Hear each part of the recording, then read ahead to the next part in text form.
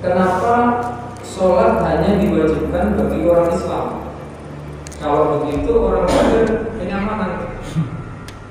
Nah di sini kemudian akhirnya ada yang merasa tidak adil atau merasa keberatan ya, karena kalau Islam harus sholat maka 5 waktu dan seterusnya.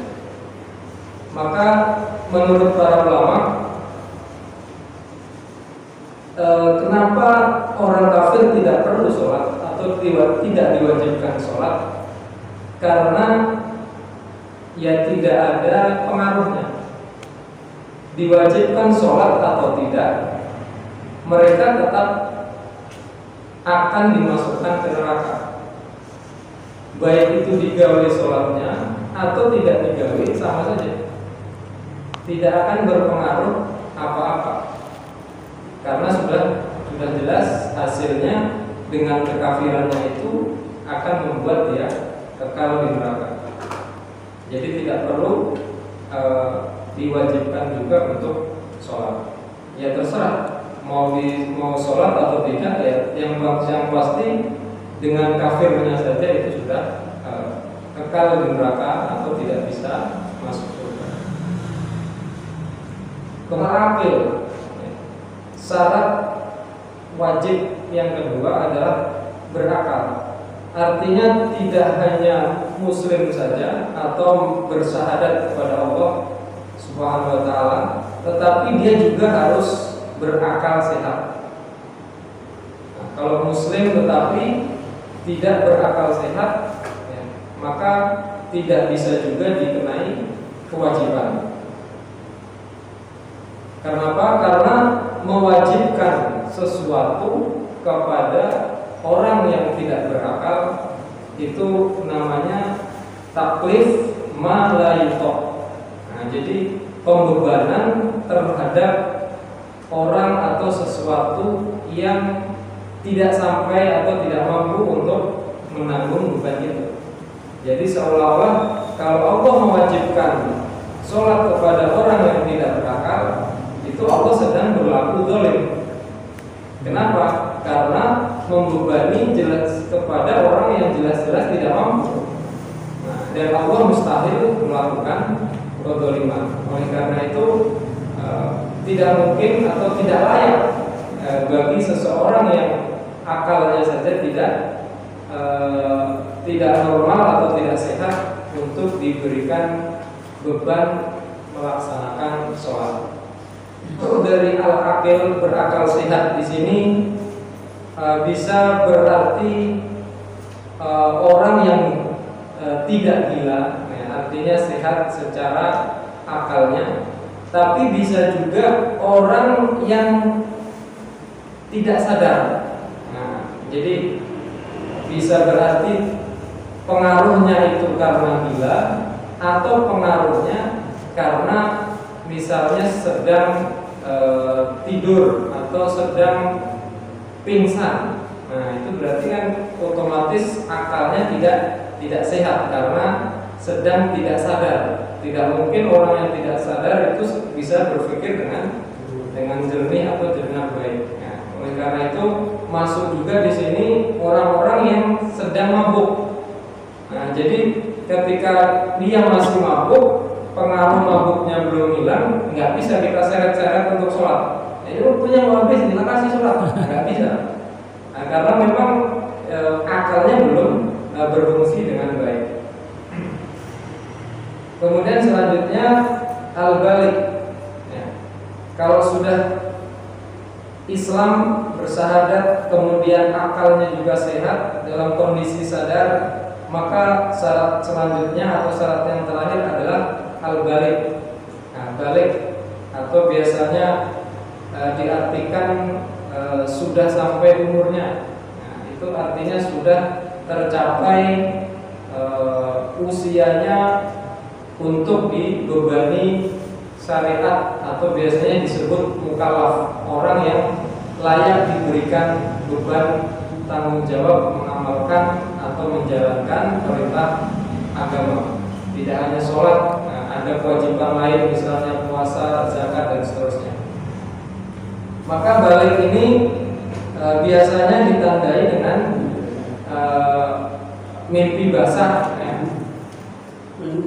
Artinya kalau mimpinya kada basah berarti belum dianggap balik begitu. Nah, kemudian menurut para ulama selain mimpi basah bisa juga tumbuhnya bulu kemaluan. Nah, mohon maaf, jadi tidak hanya mimpi basah, tapi kalau ternyata dia sudah tumbuh bulu kemaluannya, berarti itu sudah menunjukkan balik. Li hadits Aisyah an Nabi sallallahu alaihi wasallam qala rufi'al qalamu an salatin. Dalilnya apa? Yaitu hadis yang diriwayatkan Aisyah radhiyallahu anha bahwasanya Nabi sallallahu alaihi wasallam bersabda, diangkat pena. Nah, artinya diangkat pena di sini tidak dicatat dosanya ataupun khilafnya. Artinya di sini bebas dari tanggung jawab. Siapa orang yang terbebas dari tanggung jawab itu?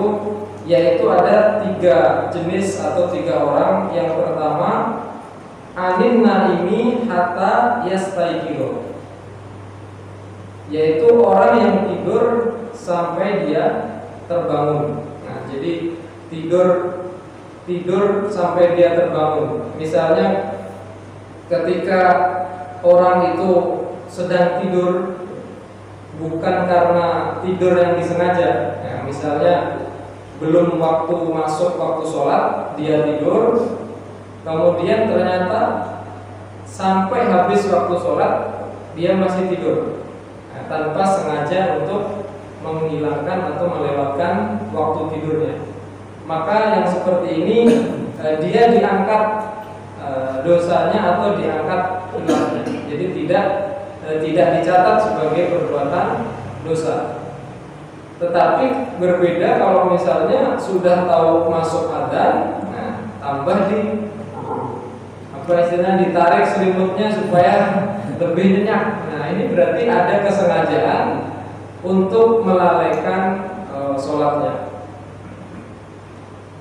Kemudian yang kedua, wa'anis sobiyi hatta yahtalima. Nah, ini jadi bagi anak-anak itu tidak diberikan dosa meninggalkan sholat atau tidak dicatat dosa meninggalkan sholat sampai dia yahtalima, bermimpi dalam artian mimpi basah tadi. Nah, maka artinya ini belum sampai usia balik. Dan yang terakhir, wa'anil majnuni hatta yaqila. Nah, orang yang gila, tidak waras, tidak sehat akalnya sampai dia sembuh atau normal kembali, sehat kembali akalnya. Nah, maka selama alhamdulillah orang itu gila, maka saat itu juga tidak dicatat apa-apa yang dia perbuat. Misalnya dia mencuri, misalnya ngambil punya orang, ngambil buah mangga dan seterusnya misalnya, itu bebas karena dia gila. Makanya di internet itu banyak orang gila mau bebas sebenarnya.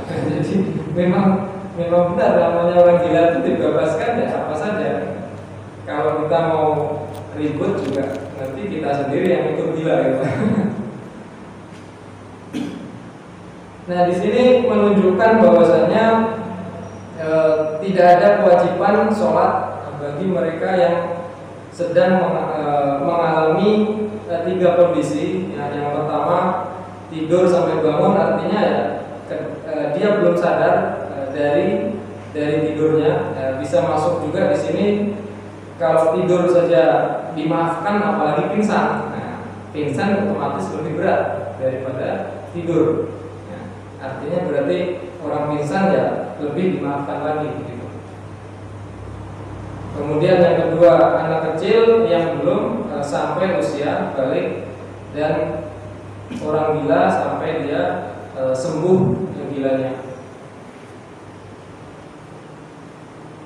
Kemudian selanjutnya Sholatus sobi. Jadi ini pembahasan tentang sholatnya anak-anak. Nah, jadi anak-anak yang belum masuk usia balik. Wasobiyu wa inkanat sholatu ghairu wajibatin alaihi illa annahu yanbaghi liwalihi ayyamurahu biha. Nah, jadi meskipun anak kecil itu yang belum balik tidak wajib baginya untuk sholat, tetapi sudah sepantasnya atau sudah seharusnya bagi walinya, orang tua ataupun wali kalau memang sudah tidak ada orang tuanya, ayyamurahu biha, sudah seharusnya untuk menyuruhnya melaksanakan sholat. Kapan disuruhnya? Yaitu idza balagha sab'a sinin. Jika si anak itu sudah sampai umur 7 tahun. Nah, ini kurang lebih masuk SD, usia SD biasanya kelas 1 SD itu sudah 7 tahun. Maka sejak, ya gampangnya sejak masuk SD berarti sudah mulai diperintah atau disuruh melaksanakan sholat. Wa yudrobuhu ala tarkiha idza balagha asron. Dan boleh dipukul kalau meninggalkannya. Artinya diperbolehkan memukul jika si anak itu meninggalkan sholat. Tapi di sini bukan 7 tahun. Idza balagha asron. Boleh dipukul itu kalau sudah usia 10 tahun. Nah, artinya 7 sampai 9 itu hanya kita suruh saja. Jangan 7 tahun sudah dipukul-pukul. Nah, ini belum diperbolehkan. Nah, makanya sejak 7 tahun itu sudah mulai disuruh, artinya ya mungkin kalau misalnya satu waktu, 2 waktu, misalnya subuh sholat, duhurnya ada, asar sholat lagi, istilahnya bolong-bolong itu ya, itu cukup kita ingatkan saja, artinya dinasihati, jangan lagi bolong-bolong dan seterusnya. Kita tidak diperbolehkan memukul sampai baru usia 10 tahun. Liyatamarruna biha 'alaiha, liyatamarruna 'alaiha wa yaqtadaha ba'dal bulugh. Kenapa sudah dibiasakan atau disuruh sejak 7 tahun? Supaya mereka ini terlatih untuk melaksanakan sholat dan terbiasa melaksanakannya saat sudah masuk usia balik. Maka dari itu kenapa 10 tahun sudah dibolehkan dipukul? Karena 10 tahun itu sudah sangat dekat dengan usia balik. Artinya daripada dia menanggung dosa, ya lebih baik dipukul. Nah, supaya nantinya dia tidak lagi meninggalkan sholat, ya. Karena usia 10 tahun sudah sangat dekat dengan usia balik. Dan tujuannya apa? Yaitu supaya terbiasa. Nah, kalau dalam falsafah Jawa itu Wiping Trisno Jalanan Soko Kulino, adanya rasa suka atau rasa cinta itu tumbuh karena terbiasa. Kalau sekarang ini biasanya di medsos ya, dunia maya itu ada istilahnya cinlok, cinta lokasi.